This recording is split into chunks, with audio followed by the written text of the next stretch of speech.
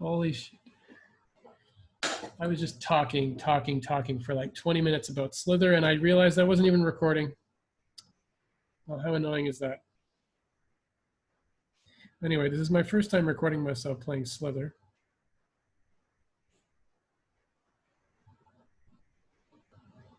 So let's see what I can remember about what I was just saying. Oh man, it was all gold. I spoke for like 20 minutes about the philosophy of Slither. How frustrating. So the philosophy of Slither is it's like gambling because you're always taking a risk. And it's basically like luck because unless that was strategy right there because that guy was being too predictable. See, I knew he was trying to circle me. So it was easy for me to just pick a random point along my circle to jut out and kill him because I could control when I was going to go out, but he had to keep being predictable. So that's one of the worst things you can do is to try to circle someone when you're in that scale time, like when you're in that scale size, because you're just letting that guy definitely get you. I almost always win those gambits. Okay,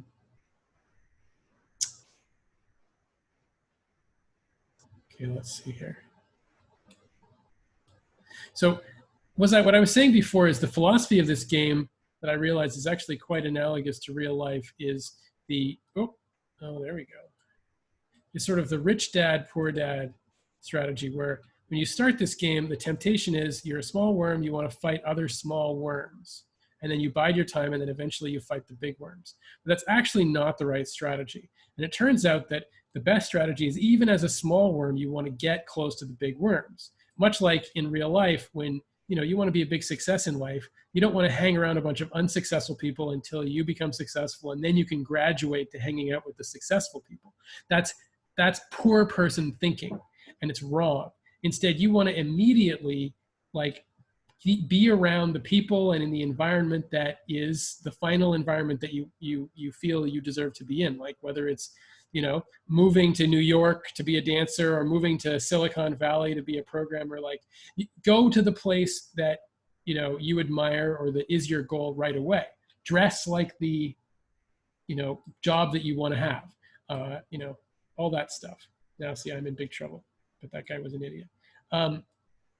So now I'm in trouble because he's big enough that, but he's been driven away, so he's okay now. That's one of the classic things is if you get the angle,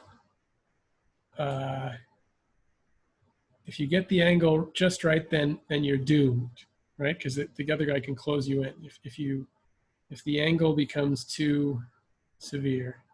So I think I'm going to follow this green guy because he's large enough that when he dies, it's going to rain money. But I'm going to accelerate with him. So we're going out to the edge of the board. The problem is there's no purchase here. So it's just me and him. I need him to be against another player to really cause a problem. So I'm going to play a gambit here. Oh, he's ignoring me. He seems incompetent. Why is he playing like this? What I need is another player to squeeze him. He needs to be squeezed on two sides because he's not very maneuverable. So I'll see if I can, if he's just incompetent, there. No, but he's not incompetent. So now I'm just wasting my time. There's nothing in that direction. Checking the map. So maybe I'll try to get this guy. Almost. Yeah, I got him. No, he can always turn around. And actually, he's got me. The trick is if you're even slightly ahead on those sorts of things, then, you're ahead. You're always going to be ahead. You can't catch up. So that's how you have a problem. See, now he's ahead. So I can never get ahead, so there's no point in chasing him.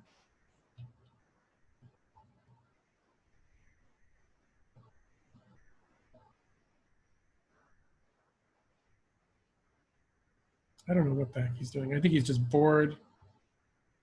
Not even that large.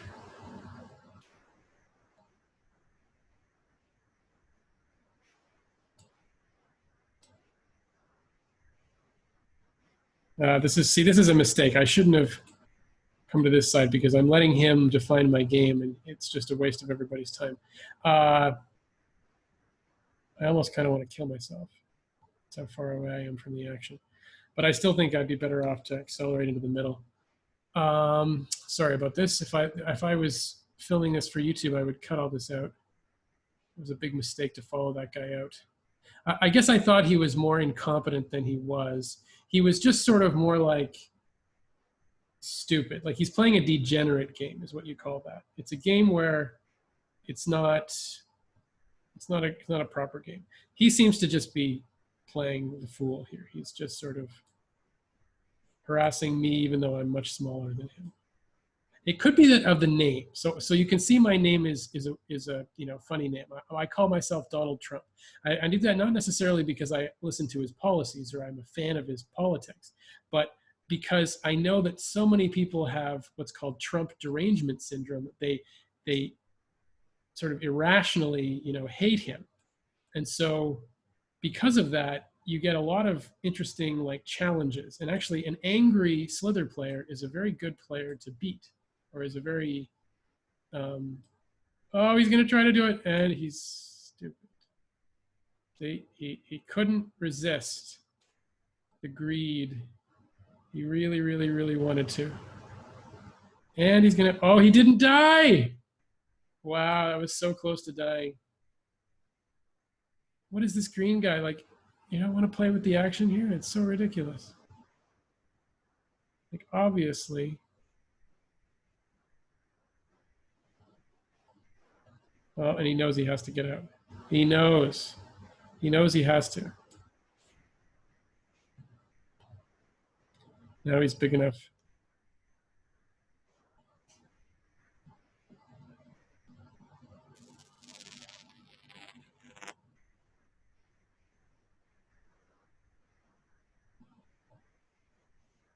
Yeah, this guy's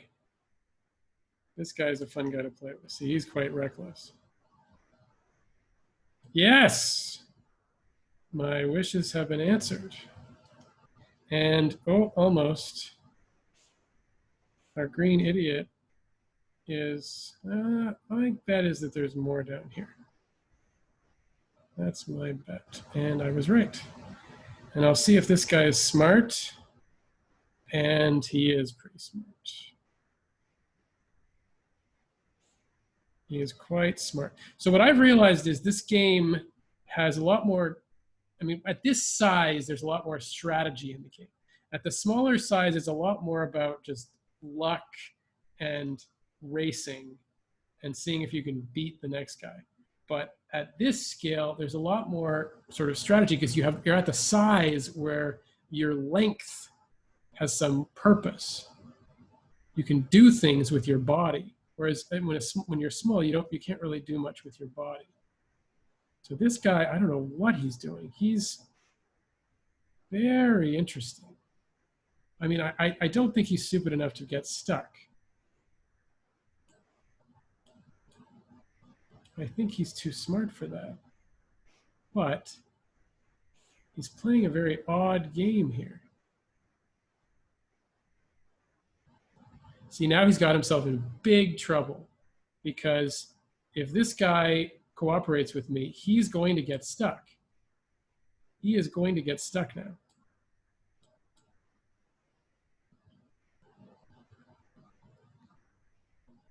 Yes. And, oh, he didn't get stuck. The other guy died. There's some mistake that was committed. I didn't get to see it. So that worm, he lucked out because he was actually in a strategic defeat there. But it depended on my cooperation with that other player. And the other player just made a tactical mistake. So lucky for Mr. Green here. Mr. Idiot Green. See, look, he's scooping so close to me. Like, that's actually a risk what he just did. And see, he's not trying to accelerate. Oh, he did try to accelerate past me. So this guy's going to die. Oh, no, maybe not. So he's taking a lot of risks. Maybe he's just trying to create some excitement in the game for himself because he doesn't have to be playing like this. It's a very odd game he's playing. It's being a little cheeky, I guess. A little stinker. See, so now I'm in big trouble because this guy could kill me, but he said he chose to loop because he was afraid of me. I'm going to bet that's a bot or a dumb player. Oh, this guy, he's a real player, but he's... So I'm not big enough to loop Mr. Green. So I have to stop because I can see that guy's trying to get me. There.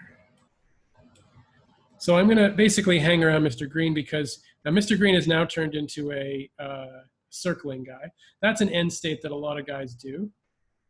They just decide to start circling because it's a defensible position. I mean, basically, it's your game to lose. Unless you do something wrong, you're just never going to die. So it's a very good position to be in. And look at this. Very nice. There we go. I almost died there. My reaction time was just good enough to survive. Let's see, we're being a little cheeky here with this guy. Let's see if he makes a mistake.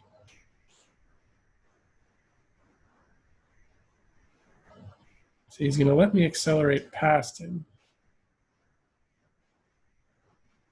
He's being quite funny, right?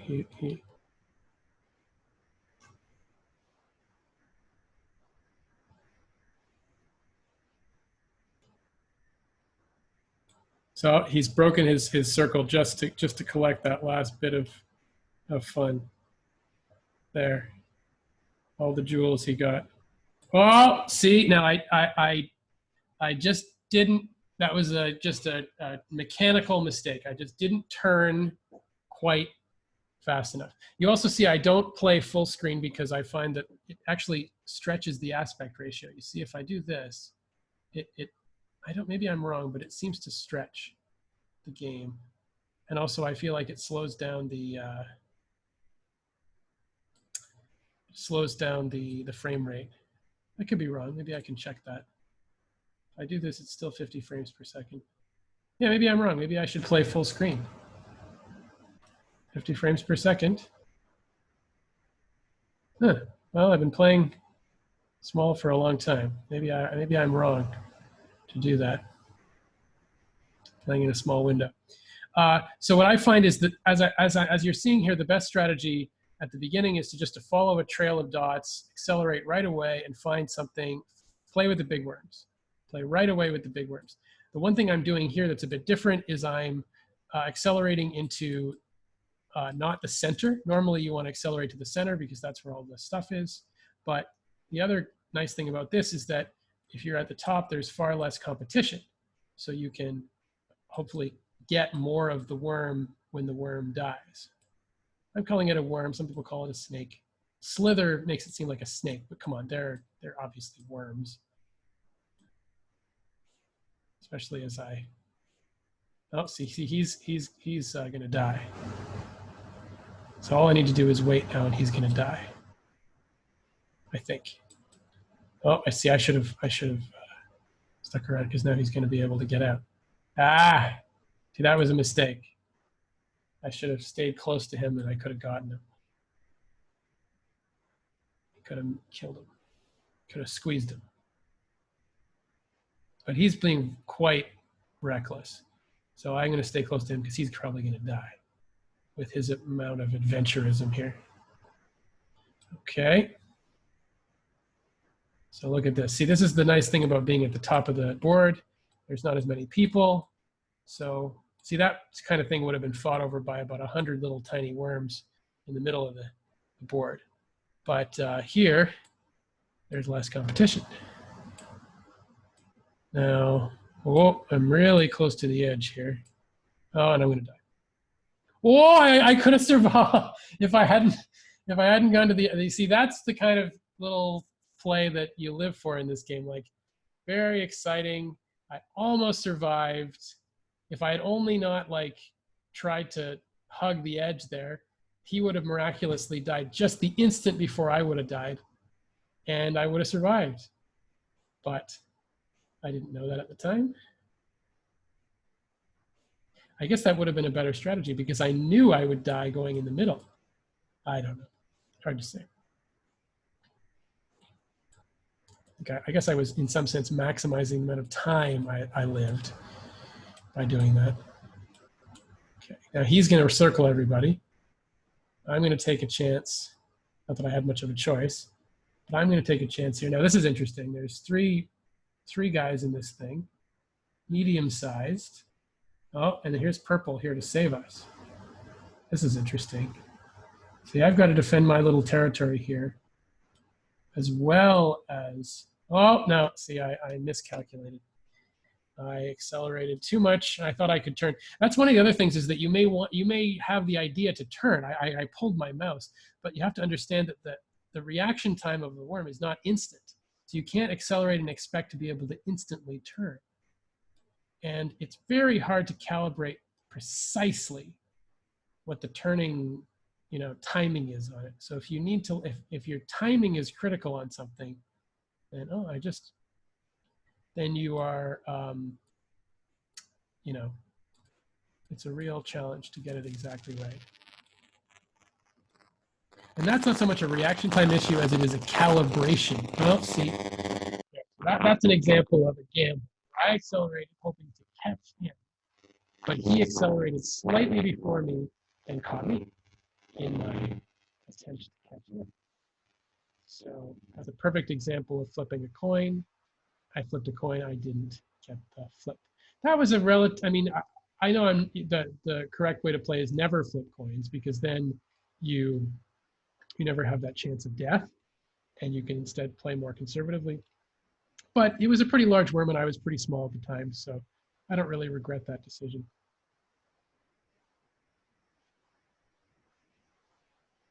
There's just layers upon layers of strategy in this game, but it is true that a lot of it comes down to that coin flip move that I mentioned.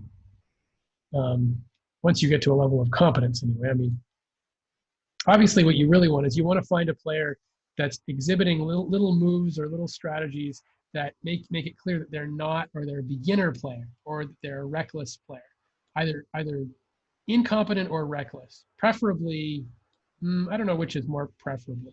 Maybe incompetent, but reckless is also good, because you're almost guaranteed if you hang out around with them, they're going to die, because they're just going to quickly die, because that's just how it works. So this guy, see how big he is? See, I'm playing with this guy, and he's chasing around with this tiny pissant worm that I am.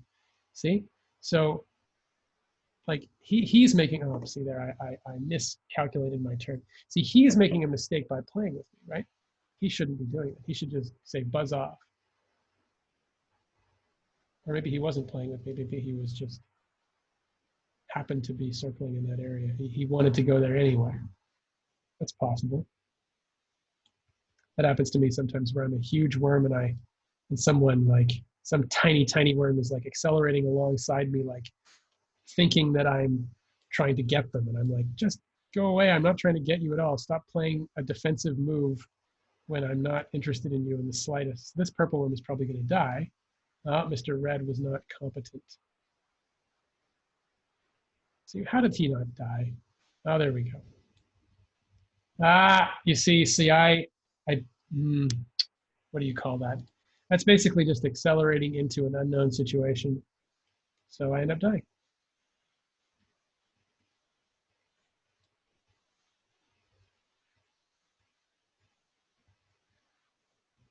And what do we got here?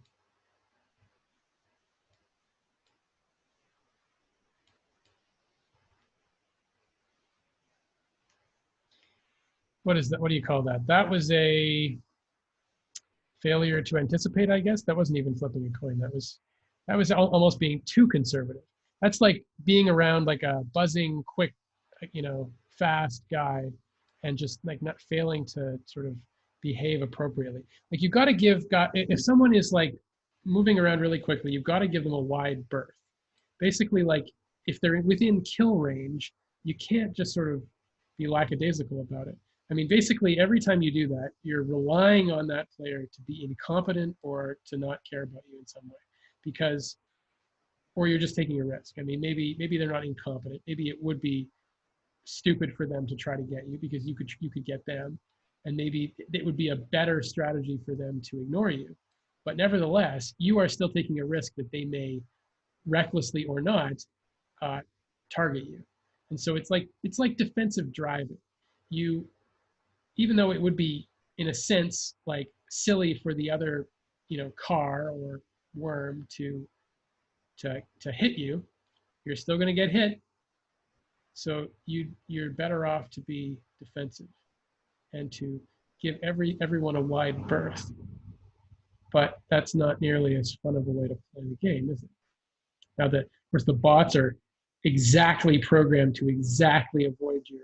And that's one of the ways you can find a bot is if you try to sideswipe a bot, you try to coin flip a bot, that bot will never ever get caught by you because their reaction time is perfect because they're run on the server. Or anyway, they just have a fact. I don't know if they're run on the server or if they're run by other players, but anyway.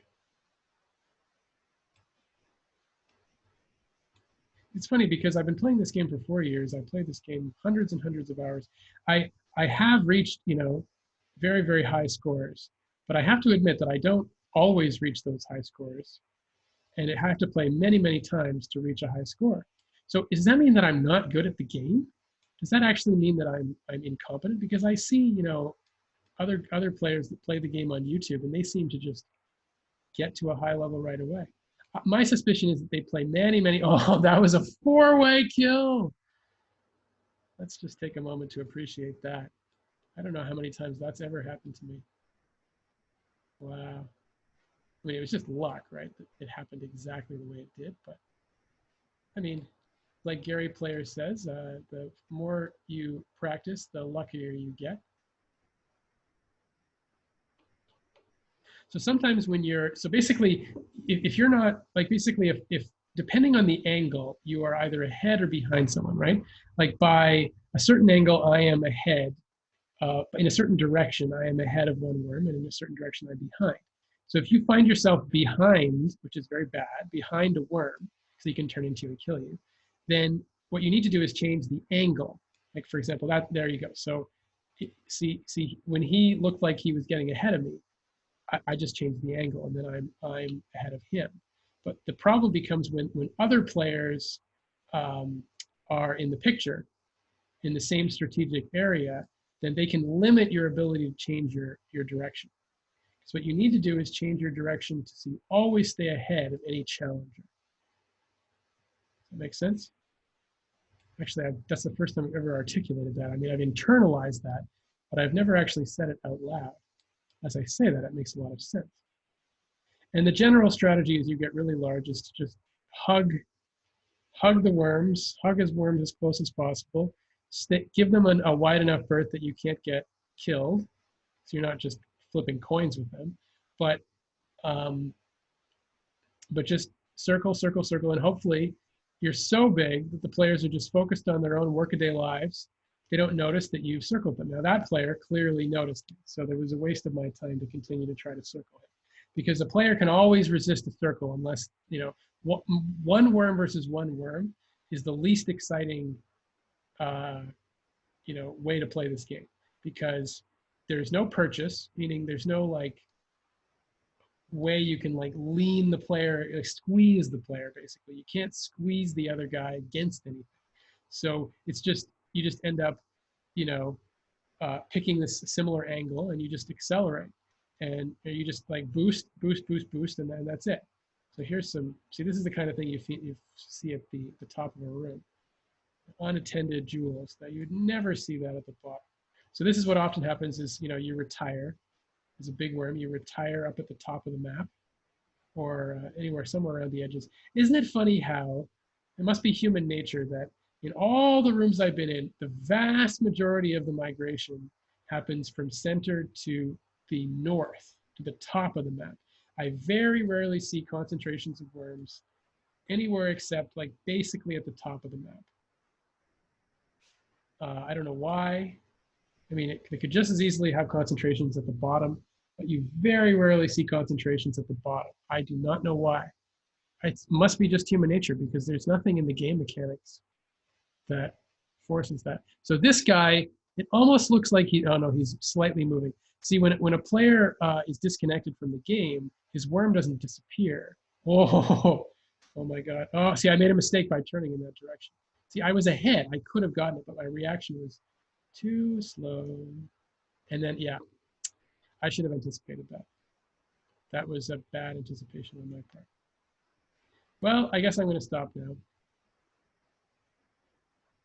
Thank you for watching me play. Did I explain why I call myself Donald J. Trump? It's because I find people, not because I agree with Donald J. Trump, but because I find that people have Trump derangement syndrome, and so they get very angry and they try to boost into me all the time, which is not a good strategy, and therefore they often just die, and I can collect their jewels.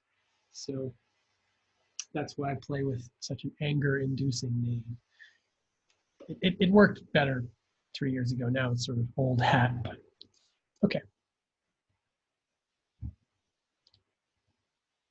Thank you for watching me play. Have a good night.